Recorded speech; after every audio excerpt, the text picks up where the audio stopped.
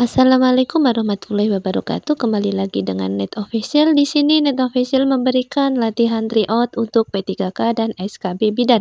Selamat mengerjakan.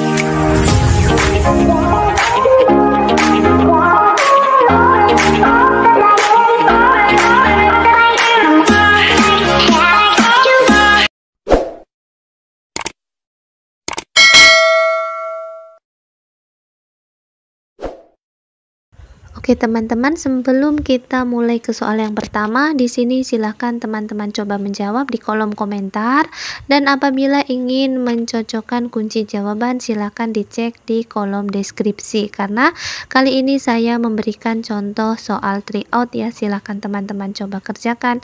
Lanjut ke soal yang pertama dulu ya teman-teman. Soal yang pertama, salah satu tujuan pemberian imunisasi MR adalah A. Menurunkan angka kematian bayi, B. Menurunkan angka kematian ibu, C. Mencegah efek teratogenik infeksi rubella selama periode prakonsepsi, D. Mencegah infeksi campak dalam masa kehamilan, atau E. Mencegah kematian akibat rubella pada kelompok usia dewasa muda. Oke, kita lanjut ke soal nomor 2. Pernyataan yang benar mengenai pemberian vaksin MR adalah A. Vaksin dapat bertahan hingga 24 jam setelah dilarutkan, B. Satu vial vaksin dapat digunakan untuk 1 kali suntikan, C. Vaksin disuntikan secara subkutan, D. Vaksin harus disimpan dalam keadaan beku, atau E. Vaksin tidak perlu dilarutkan. Oke, kita lanjut ke soal yang ketiga. Soal nomor 3. Seorang anak berusia 2 tahun datang ke posyandu untuk mendapat imunisasi MR. Ibu mengatakan bahwa anak saat ini sedang pilek, tetapi tidak batuk dan demam. Saat dilakukan pemeriksaan didapatkan suhu 37,5 derajat Celcius, nadi 82 kali per menit. Apakah yang selanjutnya dilakukan oleh bidan?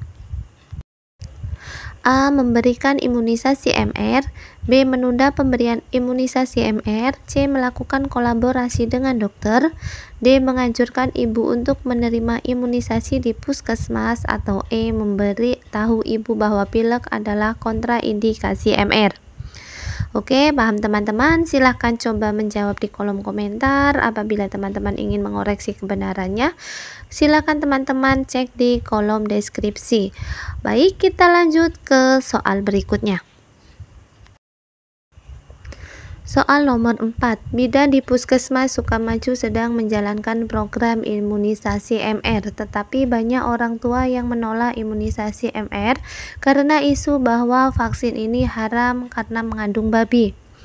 Apakah tindakan yang dapat bidan lakukan untuk meningkatkan cakupan MR? A. Melibatkan tokoh agama saat promosi imunisasi MR, B. Menyebarkan leaflet tentang imunisasi MR, C. Menggiatkan kegiatan posyandu, D. Melakukan program suntik MR di pusat perbelanjaan, atau E. Melakukan penyuluhan kepada orang tua tentang efek samping imunisasi MR. Silakan coba menjawab di kolom komentar, dan apabila ingin mencocokkan cek di deskripsi ya teman-teman. Oke, kita lanjut ke soal berikutnya. Soal nomor 5. Bidan memeriksa tinggi badan seorang anak B berusia 22 bulan. Setelah melakukan penilaian dengan grafik standar tinggi badan menurut usia didapatkan bahwa skor Z kurang dari -2 SD. Berdasarkan hasil tersebut, anak B masuk dalam kategori A. Stunting, B. Obesitas, C. Gizi kurang, D. Gizi lebih, atau E. Sesuai usia. Oke, kita lanjut ke soal berikutnya teman-teman. Soal nomor 6. Bidan memeriksa tinggi badan seorang anak B berusia 22 bulan setelah melakukan penilaian dengan grafik standar tinggi badan menurut usia didapatkan bahwa skor Z kurang dari -2 SD. Data apakah yang harus dikaji untuk mengetahui penyebab masalah? Nah, ini yang ditanyakan adalah pengkajian data penyebab masalah tersebut ya teman-teman. Silakan kita ke option. A. Riwayat komplikasi penyakit. B. Riwayat kunjungan neonatus. C. Riwayat penyakit keturunan. D. Riwayat tinggi badan keluarga dekat. Atau E. Tanda penyakit infeksi pada anak. Silakan teman-teman jawab di kolom komentar, dan apabila ingin mengoreksi kebenaran jawaban silakan cek di kolom deskripsi. Baik, kita lanjut ke soal berikutnya. Soal nomor 7, WHO menyebutkan bahwa untuk menurunkan angka stunting maka diperlukan upaya intervensi spesifik yang difokuskan selama periode A. Selama 1000 hari pertama kehidupan. B. Selama 100 hari pertama kehidupan. C. Selama masa antenatal. D. Selama masa neonatus. Atau E. Selama masa balita. Silakan teman-teman coba menjawab. Kita langsung ke soal berikutnya. Ini untuk soal nomor 8 teman-teman. 1. Pemberian imunisasi dasar lengkap dan kapsul vitamin A. 2. Pemberian kapsul zat besi selama masa antenatal. 3. Pemberian ASI eksklusif selama 6 bulan. 4. Pemberian kalsium selama masa antenatal. 5. Pemberian MPASI berkualitas. Pertanyaannya, di antara pilihan di atas, manakah yang termasuk dalam intervensi spesifik pencegahan stunting? A. 1, 3, dan 4. B. 1, 3, 4, dan 5.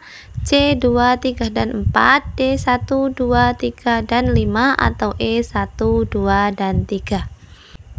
Oke, silakan teman-teman coba menjawab sebelum kita ke soal selanjutnya. Oke, lanjut ya ke soal nomor 9. Upaya pencegahan stunting selama masa neonatal adalah A. Pemberian vitamin K. B. Pemberian imunisasi HB0. C. Inisiasi menyusui dini. B. Pemberian susu formula. Atau E. Penimbangan rutin ke posyandu. Silakan teman-teman coba menjawab. Oke, kita ke soal yang terakhir ya teman-teman. Soal nomor 10. Berdasarkan laporan PWSK-IA didapatkan bahwa cakupan KN1 desa A adalah 60% dibandingkan dengan target KN1 nasional dalam Renstra Kemenkes 2015-2019. Cakupan tersebut A. Mencapai target. B. Melampaui target. C. Di bawah target. D. Sesuai target. Atau E. Rendah dari target. Oke, silakan teman-teman coba menjawab soal nomor 1 sampai 10 di kolom komentar. Lalu apabila ingin mencocokkan kunci jawabannya silakan cek di kolom deskripsi ya teman-teman. Sekian dari saya, semoga bermanfaat. Wassalamualaikum warahmatullahi wabarakatuh. Terima kasih.